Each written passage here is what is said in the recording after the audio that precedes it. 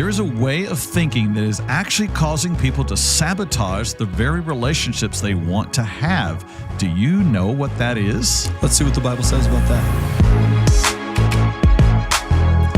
Hey, welcome to the podcast. I'm glad you're here for this one. It's going to be great. If you would, go ahead and like this video, and you can subscribe to our channel. We have podcasts coming out every Wednesday morning at 8 a.m. And if you're listening on Spotify or whatever else it may be, I'm super glad you're tuned in for this. Let's see, what do we got to say about this awesome podcast today? There you go. Yeah, we were laughing at the fact that we all usually say, this is going to be a good one. It's going to be a good one. Say it every single time. That only speaks of the passion we have for this. Yes, it's exactly. true. It is going to be a good one. Yeah. They're good every week. So every week, just about. Also, after we finished recording, I'm like, that was probably my favorite one. It's true. So, yeah. Well, again, it's real. It's relevant. We think today about relationships and what the gospel has to do with that. The gospel is not just for a Sunday church experience. It is for that, but it's also a Monday life experience as well. And so you talk about relationships and heart. It's right at the center of what we're about and what we believe the Bible is about as well. So the book of Proverbs says, as a man thinks in his heart, so is he. Mm-hmm. So in other words, at the core of our being, what we believe, what we think and do there, it spills over into who we are. Yeah. So what I believe about who God is, who I am, and how I relate to him and how he relates to me. What I conclude about all of that drives every part of my life. Yes. Especially my relationships. Yeah. So someone who does not know the fullness of God's love for them, the peace they have with God, the acceptance they have with him, the fact that they've been made right and righteous. If you don't take that in, then what you end up with is carrying with you a sense of feeling empty, and your thoughts tend to lean dark. Your motivation ends up being selfish.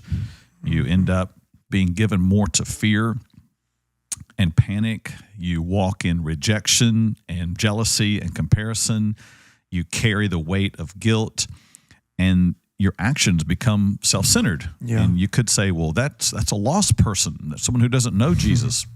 That's true.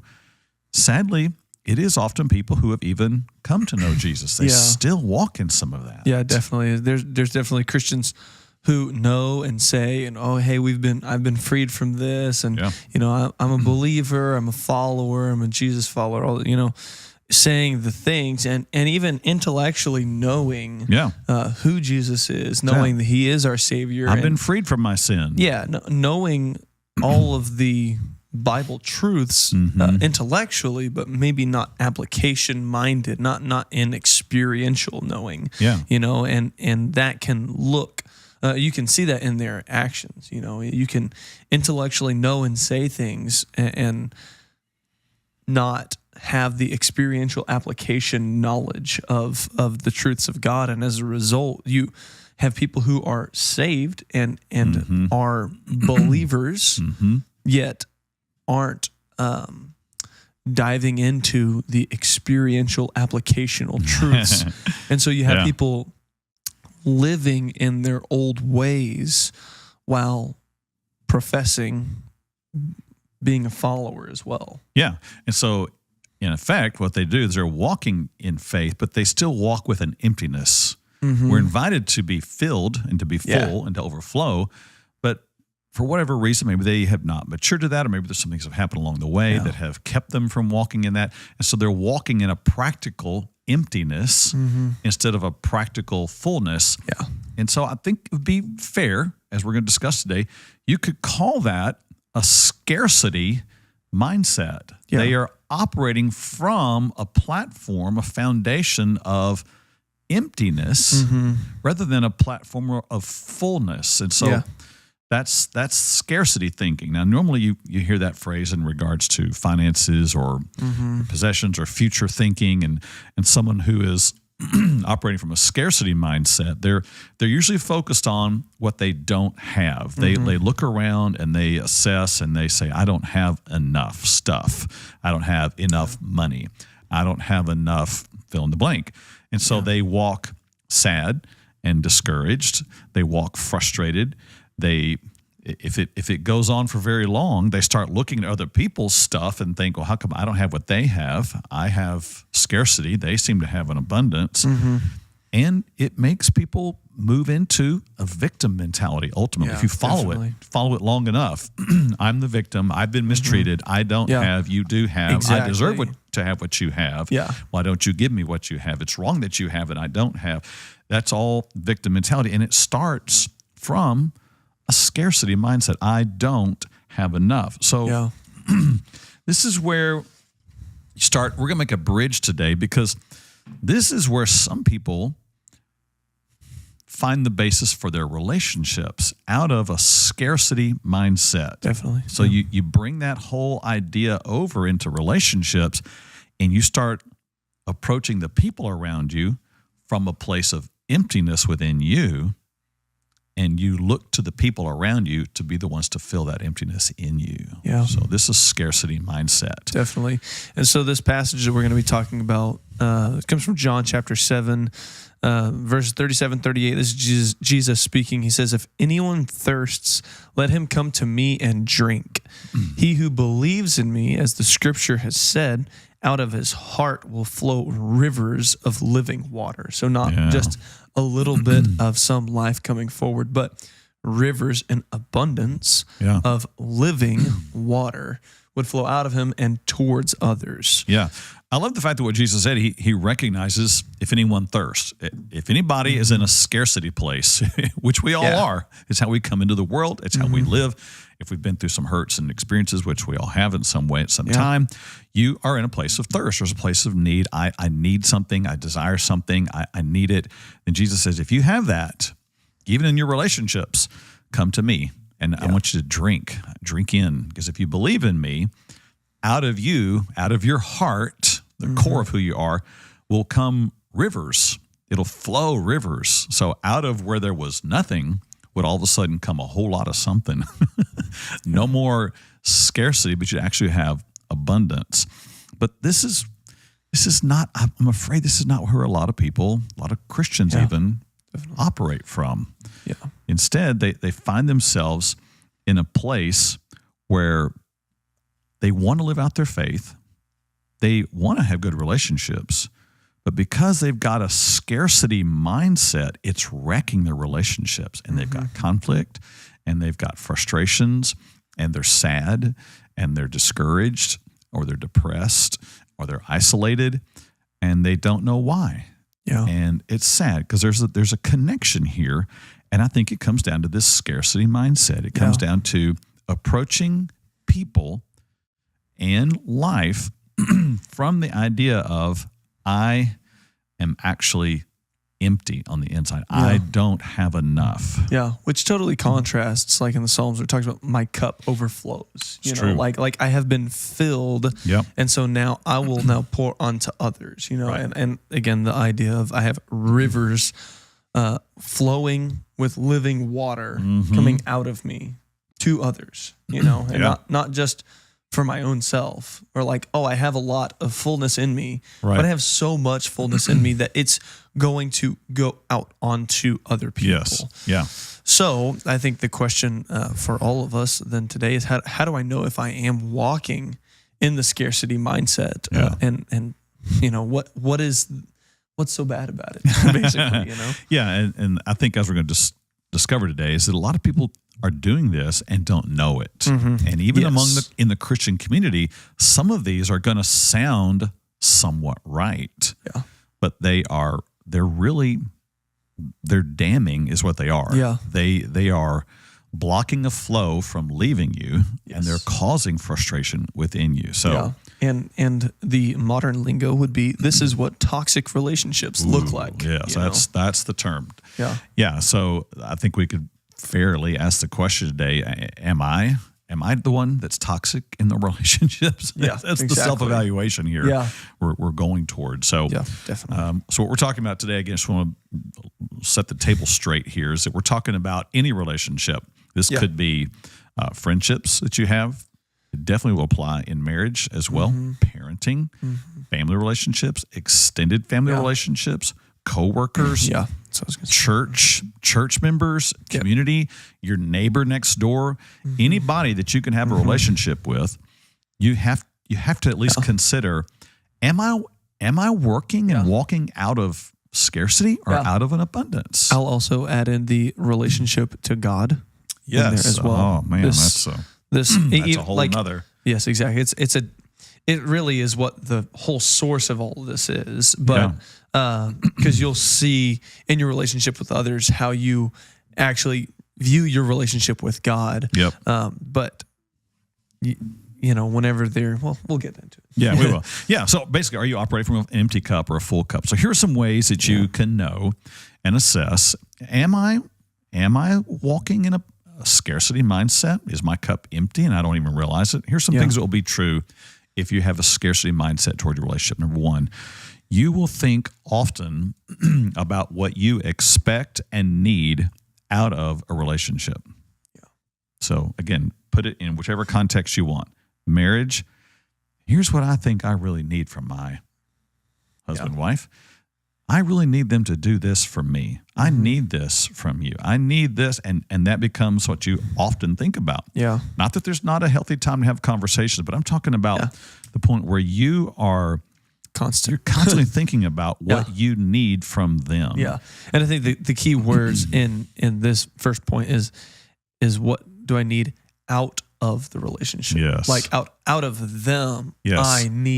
I'm in lack and they have it. Yes. Again, so we would couch this in scarcity, which means if I am focused on I need this from you, then I'm the one who's in the deficit. Yeah. You have it, I need it, and I'm dependent and expectant on you to give it to me. Yeah. So that's a lot to put into a relationship. That's that's not healthy. If all of a sudden I have placed all of my emotional health, all of my past hurts, all of my needs, all of my longings, if I am all of a sudden attaching the lifeline to you and saying, I don't have it and you do, and I need you to get that to me, this is scarcity thinking. I don't have it. And that is not a healthy way to build a relationship out of I don't have it. Yep. We'll just kind of set the model straight here as well. The goal is for God to be the one who gives it to us, and then the river comes out of us to someone else. Definitely. Not I dig a trench from your heart to my heart and expect it to flow out to me. Yeah.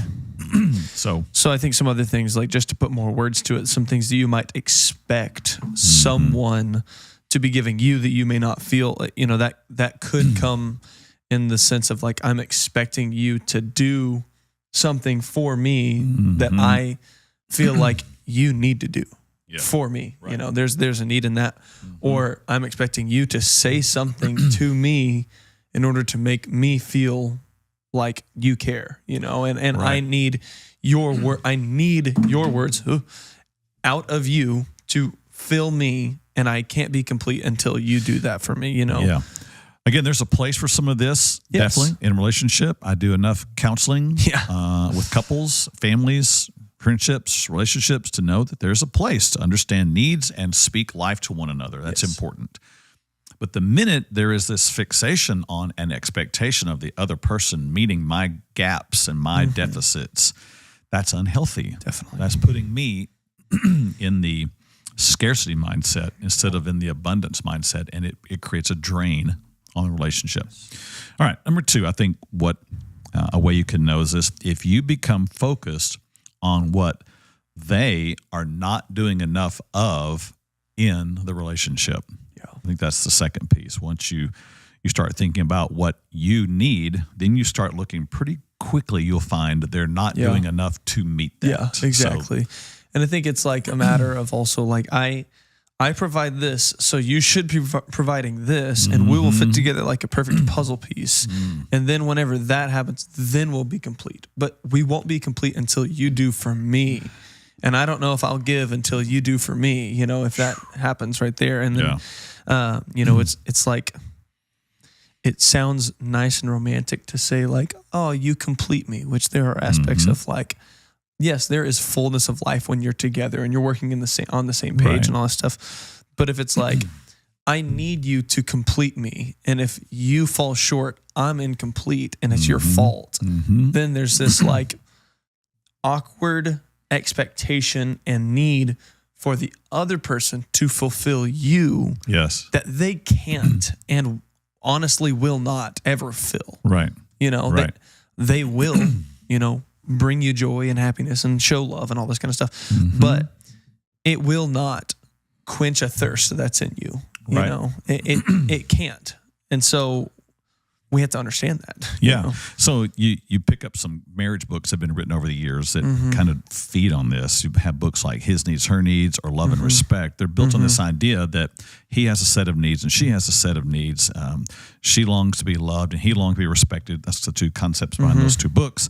And if you're not careful, what you'll start doing in that is focusing on what they are not doing enough of in the relationship. And the minute that happens, you're not leading toward health, because all it does is fuel your frustrations and expectations and creates more conflict in the midst. Which, not saying that those books are inherently wrong, because there are aspects of that. Like, obviously they're writing it in the sense of, yes, women, appreciate love in a tender way, and men appreciate respect in a like gratifying way in a sense. Right. But to just focus on that is what will complete me. Yeah, there are some dynamics to those, I will say, based on male and female expectations that are, as you've kind of come through 90s purity culture, there probably are some things that are wrong in those books, but that's not what our purpose is today. Exactly. But if it fuels this idea of expectation based on my deficit, I don't have it and I expect you to meet it, and I'm going to focus on what you're not doing enough of, that is not a relationship help. No, that's a relationship wreck. Exactly. Because it operates from a lack. It does not operate from abundance. It is operating in the sense of, I need you to do for me.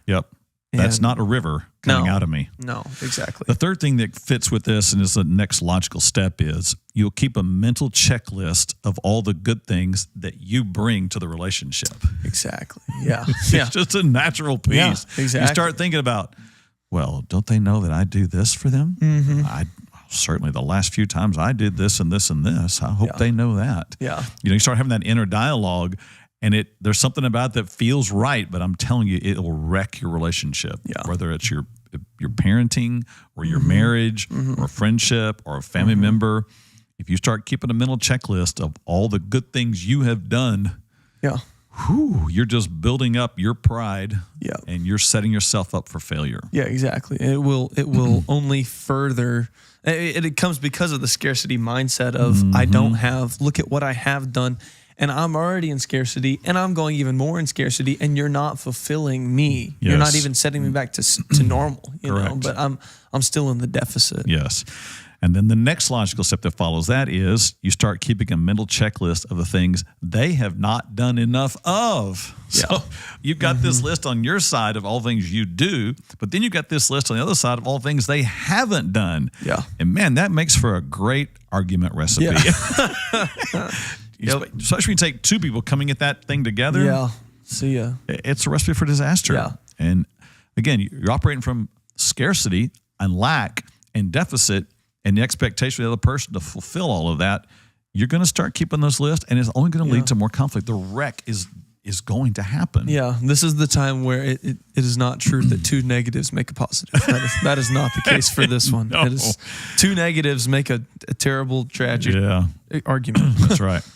So the next thing that happens is, or the next way you'll know that you're operating off of a deficit or scarcity thinking is you find it a real hard task to be able to express gratitude or appreciation in the relationship. In fact, it doesn't even come to you much. If it does, it's because someone has suggested you ought to, and you really don't want to, but you feel like you really are obligated to. So you try to force yourself to do it.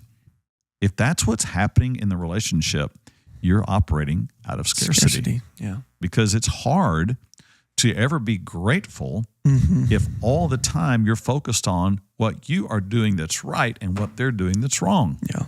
You'll always be in this place of not being able to be grateful. You'll focus on what they should have done and they ought to be thanking me that I'm so, whatever.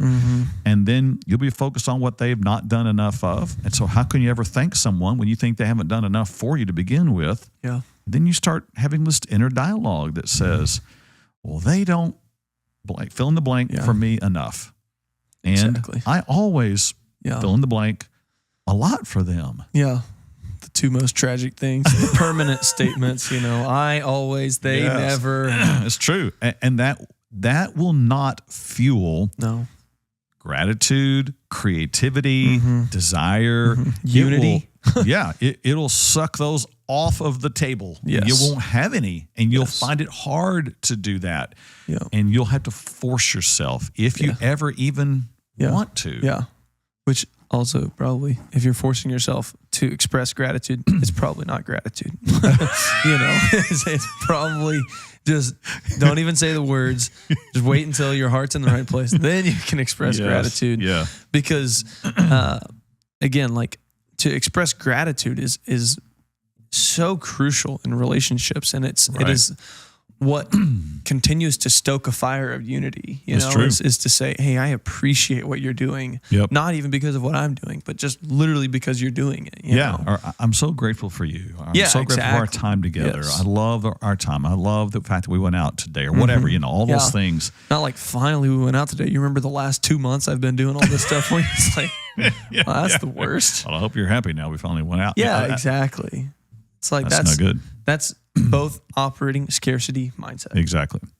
So here's what will happen next is you will consciously / unconsciously begin to pull back in the relationship. You will start withholding. You will be hesitant. You won't express your heart. You'll be fearful. You'll keep a watch instead of investing. Yeah. You'll keep making sure you don't do more than they have done for you. You'll keep instead of sacrifice. You'll wait to be loved instead of actively loving them.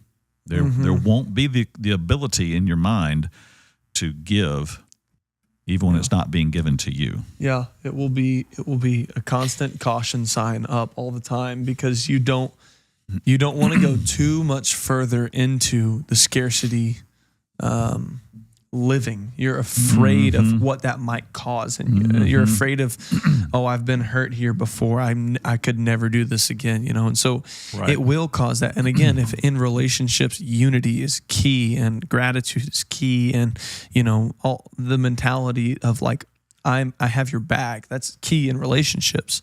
And all of these things, hesitancy, fearful, and, being watching instead of investing, like none of those are promoting any healthy relational growth. It's true. So here's what will happen next is you'll begin to struggle with fears about the relationship. This head game will take the next chapter in the book, and you'll start having questions like, is this relationship going to last? I wonder if this is how this is going to end, because they don't seem as interested, and they're not doing this for me. And now all of a sudden I don't feel like doing anything for them, and it's creating this dangerous cycle all of a sudden. Yep. And then you start being insecure about the relationship because you're operating from deficit. You're always uncertain, insecure. You worry about the relationship. Yeah. Do they even like me? Do they love me? How come they don't come around? How come they didn't say this? How come they didn't do that? And your desperation is growing at this point. And instability growing. Yes. And so then you even start being suspicious about them, suspicious about their time, suspicious about their motives, suspicious about their words, suspicious about their activities. And what are they doing? Where are they going? Who are you talking to? All of that comes out of the scarcity mindset. It grew out of that. It started down there so small, but because it has not been filled, it has grown to this point now. That's a dangerous place. Yeah. And I think everybody can feel the emotion of that moment and know what that's like. So, again, you consciously pull back, you struggle with fears about the relationship, and then you get to this place where your feelings are so sensitive at this point that you're easily offended and hurt in the relationship. It doesn't take much because you're in a scarcity mindset anyway. Your nerves, your relational nerves are exposed And all the hurts from the past are still right there in the forefront. And they almost play like a relational PTSD.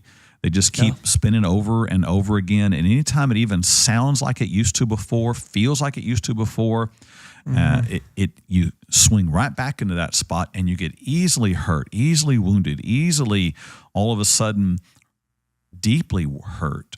And you prefer to just pull away. You have pulled away completely now at this point.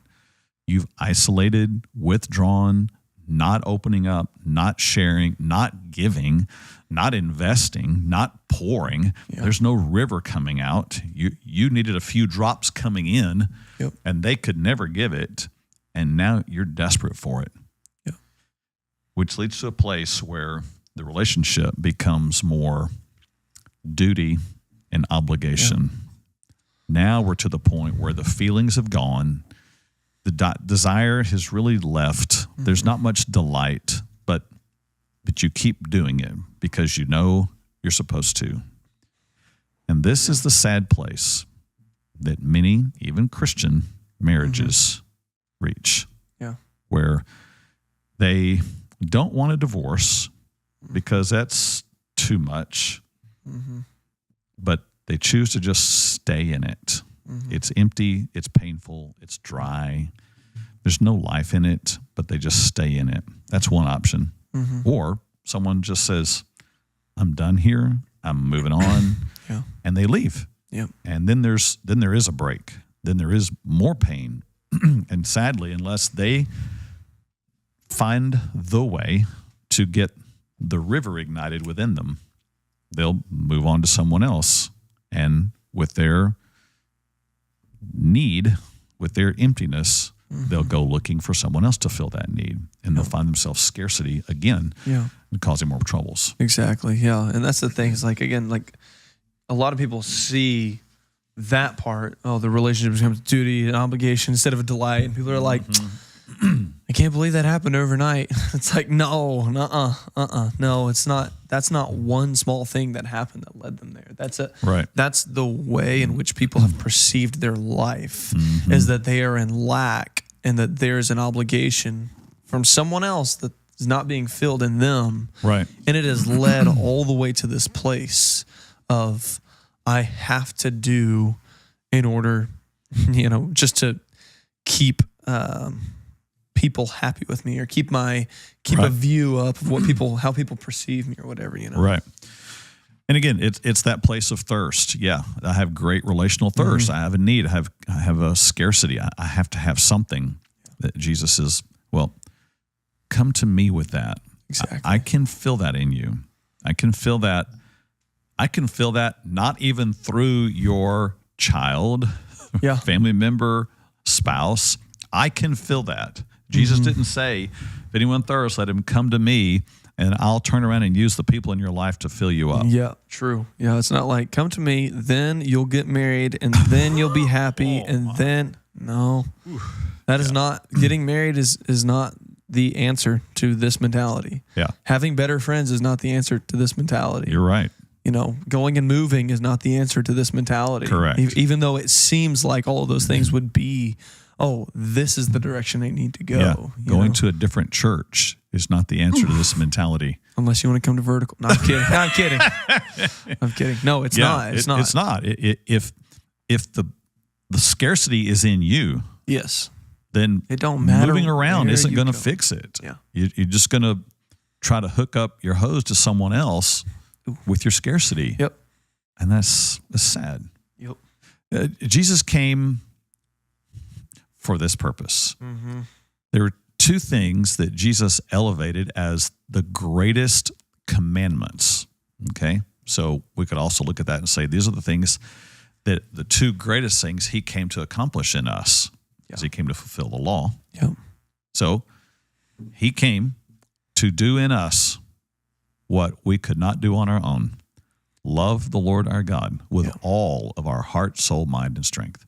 So through his life and death and resurrection, and then us receiving his death and resurrection by faith, then we get to have peace with him. And it Yeah. allows our hearts to come alive and truly do that, to love him with all of our heart, soul, mind, strength. That's what he came to accomplish. But the second thing he said, so the second most important thing he came to do was help us love our neighbor as ourself. As you have experienced love and know your worth and value in Christ, then out of that, now you can love anybody, whoever, your neighbor. Who's my neighbor? Whoever's right in front of you. Yep, exactly. Your spouse, your child, your family, your coworker, your church member, friend, your family, whoever it might be. Yes. This is why he came. Yes. And again, like that idea of having peace with God is that's what fills you. That's what brings you to a point of being full and so full that you're overflowing and that it goes to your neighbor, you know, and that you are sharing that you have peace with God, the creator, the author of life. You have peace with him. Yes. And that the next person can experience peace and have it be their possession of peace with him through Jesus, you know, not because of the things you can do, but through Jesus. And so that overflows and that changes, you know, it changes your relationships in every regard. Yes. I experience the relief of no more guilt in my life, no more carrying condemnation. So if I'm freed from that, guess what I don't have to do in my relationships? Guilt and condemn people because they're not doing enough for me. Yeah. So now I'm full in him. I have peace with him. I know how deeply I'm loved. Because I know how deeply I'm loved, I don't have to look to someone else to fulfill my love tank. Yep, exactly. Yep. And I know how much I've been forgiven. I can forgive someone else now when they wrong me. Yes. It doesn't matter. Yeah. I'll forgive them and I'll be more full. I'll be full still by God. Yes. I don't have to dispense my forgiveness in little tiny drops, you know, but I can let a river of living water flow from me of forgiveness to others. Yeah, yeah. So the Bible, I think, describes this in so many different places. In 1 John, we find it again. Beloved, let us love one another. In other words, out of overflow, let us sacrifice, give, and serve one another. For love is of God. And everyone who loves is born of God and knows God. If you've got a river coming out of you, it's because you got it from him. He who does not love does not know God or God's love, because God is love. Now, I don't think you can say, well, if you're not loving other people, you're not even a Christian. No. But I think you can say, if you're having difficulty loving other people, then it could be that you're not understanding the depth of how much you're loved. Yeah. Again, I think this goes back to the intellectual knowing and the applicational, experiential knowing of God. You know, like, okay, yeah, you can intellectually understand the concept of forgiveness and love and redemption and Savior and all this kind of stuff, you know, creator, author, all of the attributes of God. You can intellectually know that, but unless you are experientially living that, they're like the author here saying, you don't experientially know God. You might get the ins and outs of the theological points, but you don't know, in the sense of an intimate relationship, know God. And that's the point here. Yeah. So I'm going to try something here. I think if you took the word love here and replaced it with overflow, I think that's fair. Yeah. Because love, genuine love, is an overflow of what's in our heart. It would read like this: Beloved, let us overflow to one another. Yeah. For overflow is of God, and everyone who overflows is born of God and knows God. Yeah. He who does not overflow does not know God, for God is overflow. Yes. Yep. In this, the overflow of God was manifested toward us, So good. that God has sent his only begotten Son into the world that we might live or even overflow through him. So good. So good. Wow. That's what God did. He overflowed to us out of who he was. He wasn't in heaven saying, oh, I just have this great need to be loved by people. Exactly. Oh, I'm just hurting. I'm in scarcity. I'm alone. I need someone to love me out here. Nope. He was not in scarcity. No. He was in overflow, abundance. He's in abundance, yeah. Overflowing abundance, So good. endless abundance. Yeah. And this is what he gives to us. And for Yeah. everyone who will receive and believe what he has done and who he is, that will happen. You will not have to operate out of scarcity in your relationship, but you can actually operate out of overflowing abundance. Yeah. So good. So that brings us to the end of this podcast, but I want to encourage you to listen next week, because we're going to talk about how do you then live out this abundance mindset in relationships, because it will revolutionize your relationship. It'll change your marriage. It'll change your parenting format. It'll change your relationship with your family members and your neighbor and church members. You won't have to be the one who is nagging and complaining and upset and frustrated and sorrowful and sad and isolated and withdrawn.